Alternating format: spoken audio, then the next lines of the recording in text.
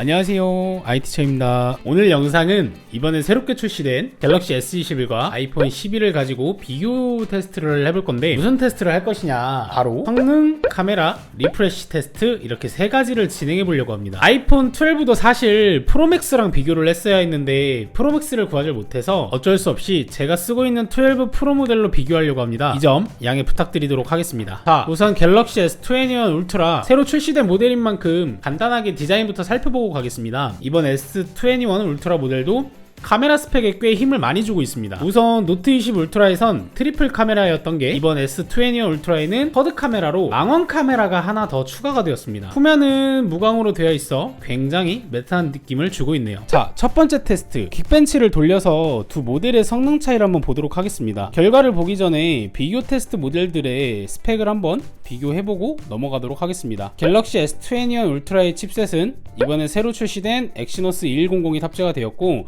램은 12GB, 저장 공간은 256GB로 탑재가 되어 있습니다. 아이폰 12 프로의 칩셋은 A14 바이오닉 칩셋이 탑재가 되었고, 램은 6GB, 저장 공간은 256GB, 이렇게 사양이 탑재가 되어 있습니다. 두 모델 다 5 나노 공정 시스템을 적용해 만들어낸 AP 칩셋이고, 램은 갤럭시가 2배 더 높은 12GB를 탑재해놨습니다. 과연 코어 점수 결과는 아이폰 12 프로 모델이 코어 점수가 훨씬 더 높게 나왔는데요. 애플의 프로세서는 워낙 잘 만들기로 유명한데 이 정도의 차이일 줄은 몰랐습니다. 싱글코어와 멀티코어에서 각각 550 정도씩 차이가 나는 걸 볼 수 있습니다. 하드웨어만 봤을 때 갤럭시 S21 울트라가 훨씬 더 좋을 수도 있겠지만 결과적인 부분에선 아이폰의 승리인 것 같습니다. 자, 다음은 리프레시 테스트를 할 건데, 우선은 리프레시가 무엇이냐, 쉽게 말해서 어떤 어플이나 작업을 사용하고 있는 도중 다른 어플을 사용하고 돌아와도 그대로 하고 있던 작업이 이어서 작동돼야 하는데 다시 처음부터 실행이 되는 걸 리프레시라고 합니다. 리프레시가 발생하는 이유는 멀티태스킹이나 사용하는 작업이 램을 많이 먹는 고사양일 경우 램 용량이 부족해지면서 기존 백그라운드에서 돌아가고 있던 어플들이 강제 종료가 이루어지기 때문에 발생하는 이유입니다. 자, 그럼 갤럭시 S21과 아이폰 12 프로로 여기 보이시는 어플들을 전부 실행한 다음 백그라운드로 넘긴 후 다시 재실행했을 때 리프레시가 생기는지에 대해서 한번 확인해 보도록 하겠습니다. 원래 제대로 테스트를 하기 위해선 어플을 전체적으로 실행하고 카메라를 촬영했을 때 리프레시가 이루어지는 것까지 확인을 해야 하는데, 오늘 제가 하는 리프레시 테스트는 우리가 일반적으로 사용할 때를 느끼기 위해 가볍게 진행해 보도록 하겠습니다. 자, 한 번씩 다 실행했습니다. 그럼 이제 리프레시가 되었는지 확인해 볼게요. 와일드 리프트부터 리프레시가 되었나? 안 됐네요. 카트라이더도 문제없고, 스타벅스 문제없고, 배틀그라운드 문제없고, 엘포인트 문제없고, 롤토체스는 리프레시가 되었네요. 넷플릭스 문제없고, 코레일 문제없고, 당근마켓 문제없고, 야놀자 문제없고, 유튜브 문제없고, 배민 문제없고, 네이버 문제없고, 갤럭시 S21 울트라에선 리프레시 된 게 한 개도 없었고, 아이폰 12 프로에선 롤토체스 게임 한 개만 리프레시가 되었습니다. 실사용 면에서 리프레시 현상을 확인해 보려 했는데 의외로 아이폰의 램이 6기가로 올라가면서 리프레시 현상이 굉장히 강해진 것 같습니다. 이보다 더 가혹하게 돌리게 되면 당연 S21에 비해 리프레시가 더 많이 걸리겠지만, 일상 영역면에서만 봤을 때 이 정도라면 큰 불편함 없이 사용하기 좋아졌다고 생각합니다. 몸소 느끼기에 램 2기가 차이가 이렇게 클 줄은 생각한 것보다 기대 이상이네요. 자, 이번엔 마지막으로 카메라 부분을 비교해 볼 건데요. 우선 갤럭시 S21 울트라는 쿼드 카메라, 아이폰 12 프로는 트리플 카메라가 탑재되었는데요. 갤럭시 S21 울트라부터 탑재된 카메라 화소를 설명을 드려보도록 하겠습니다.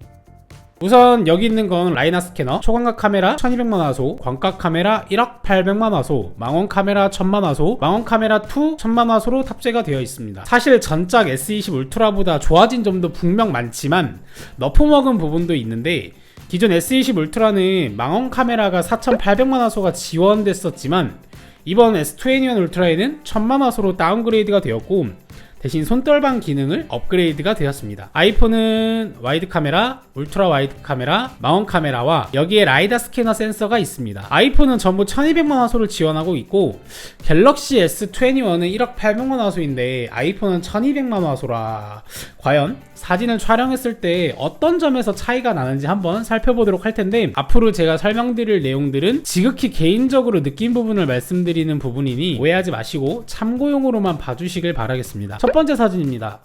첫 사진은 갤럭시 S21 울트라로 100배 줌을 해서 달을 찍어봤는데요. 별도의 설정 없이 그냥 100배 줌만 당겨서 찍었는데 전문가가 촬영한 것처럼 좋은 사진을 얻을 수 있었습니다. 초보자도 쉽게 달 사진을 찍을 수 있다는 점이 좋다고 느껴졌네요. 두 번째 사진은 갤럭시 S21 울트라와 아이폰 12 프로의 마운 카메라로 10배 줌으로 달을 촬영했습니다. 똑같이 별도의 설정 조작 없이 기본 세팅으로 촬영하였습니다. 아이폰은 달의 빛 때문에 달의 형상을 찾아보긴 어려웠고 그나마 갤럭시 S21 울트라는 달의 모양을 가깝게 표현해주고 있었습니다. 이 사진은 S21 울트라로 카메라 설정을 프로 모드로 돌려놓고 ISO 감도만 조절하여 10배 줌으로 촬영한 사진인데 프로 모드로 커스텀 설정을 하니 좀 더 달의 형상을 찾아가면서 촬영하기 수월했습니다. 반대로 아이폰 기본 카메라에서는 프로 모드나 커스텀 설정이 없기 때문에 별도의 어플을 활용하지 않는 이상 달 사진을 이쁘게 촬영하긴 굉장히 어려웠습니다. 다음 사진은 광각 카메라로 야간에 기본 세팅으로 촬영하였습니다. 제가 보기엔 결과물에서 S21 울트라 쪽이 더 선명해 보이고 색감 표현이 훨씬 좋다고 느껴집니다. 갤럭시의 카메라는 차갑게 나오는 편이고 아이폰은 따뜻한 색감으로 나오는 편인데 실제 눈으로 봤을 때 가장 사실적으로 나오는 건 아이폰으로 촬영한 사진입니다. 다음 사진도 아이폰 12 프로는 조명 때문에 뿌옇게 보이는 현상이 S21에 비해 좀 더 심하게 뿌였습니다. 이 사진에서도 아이폰은 굉장히 사실적이게 나오고 있지만 나무의 디테일은 갤럭시가 좀 더 좋아 보입니다. 다음 사진입니다. 이번 사진에선 아이폰이 좀 더 괜찮게 보이는데 분위기가 더 낫다고 해야 할까요? 전체적인 사진의 밝기는 아이폰이 훨씬 더 밝게 잘 보이네요. 다음은 야간 모드로 촬영한 사진입니다. 아이폰이 더 밝게 잘 나오고 있고 그 다음은 야간 모드를 끈 상태에서 촬영을 했는데 야간 모드를 껐음에도 갤럭시는 좀 더 빛을 잘 끌어모아서인지 어느 정도의 밝기를 유지해주고 있고 아이폰은 야간 모드를 끄니까 갤럭시에 비해 더 어둡게 보이네요.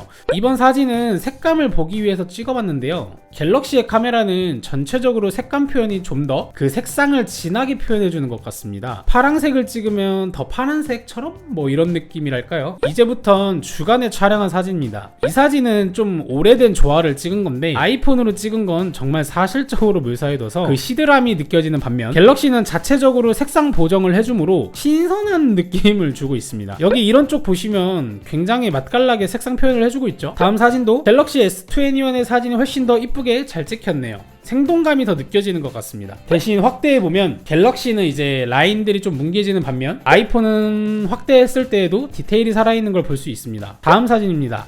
전반적으로 아이폰 사진이 좀 더 밝게 찍히는 것 같은데 여기 부분 보시면 아이폰에선 좀 뭉개지는 부분이 생기는데 화소 차이가 아마 이런 부분에서 나는 거지 않나?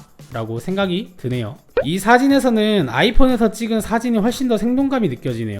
아이폰은 딱 그 실제 사람이 눈으로 보는 걸 제일 똑같이 담아내지 않나 라고 느껴집니다. 이 사진은 초광각 카메라로 촬영한 사진인데 제가 보기엔 아스팔트의 질감 표현은 갤럭시가 더 생생하게 잘 표현해주고 있는 것 같습니다. 종합적으로 말씀을 드리면 두 모델의 카메라는 전체적으로 사진을 찍기 굉장히 좋았는데 특정 사진 환경에 따라 두 모델을 다 강점과 아쉬웠던 점이 공존했었다라고 느껴집니다. 아이폰은 실제 눈으로 보는 걸 그대로 사진에 옮겨다 놓은 것 같았고 갤럭시 S21은 좀 더 색상을 화사하게 더 생동감이 느껴지게 색상 보정이 이루어지는 것 같습니다. 이 부분은 각 제조사의 특성이 많이 묻어있지 않나 라고 생각이 드네요. 추가적으로 갤럭시 S21에 추가된 카메라 기능을 설명드려 보겠습니다. 이번에 추가된 디렉티스 뷰라는 기능인데 광각, 초광각, 망원, 전면 카메라 이렇게 4개의 카메라를 동시에 구동해서 미리 보기 화면들이 나타나는데 원하는 렌즈로 바로바로 전환할 수 있게 도와주는 것 같습니다. 사실상 사용 빈도수가 높을 것 같진 않아 보입니다.